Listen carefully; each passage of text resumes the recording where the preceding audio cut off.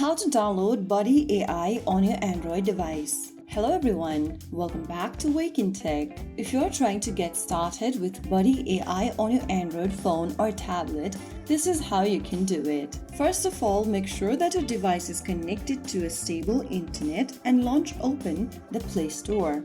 Go to the bottom center and tap the search icon, and in the search bar at the top, type in Buddy AI. Look for the Buddy AI Kids Learning Games from AI Buddy Inc. and tap on Install. Wait for the application to download and install, which will take a couple of minutes depending upon your internet speed. Once the application is installed, tap on the Open button to launch the app open. And there you have successfully downloaded and installed the Buddy AI application on your Android. So there you have it. You can now go ahead and select whether you are a parent or an explorer, or sign into your existing account and follow through the instructions. So that's how you easily download and install the Buddy AI app on your Android device. If you found the video helpful, don't forget to like, share and subscribe to our channel. I will be back again in the next video. Stay tuned and thanks for watching.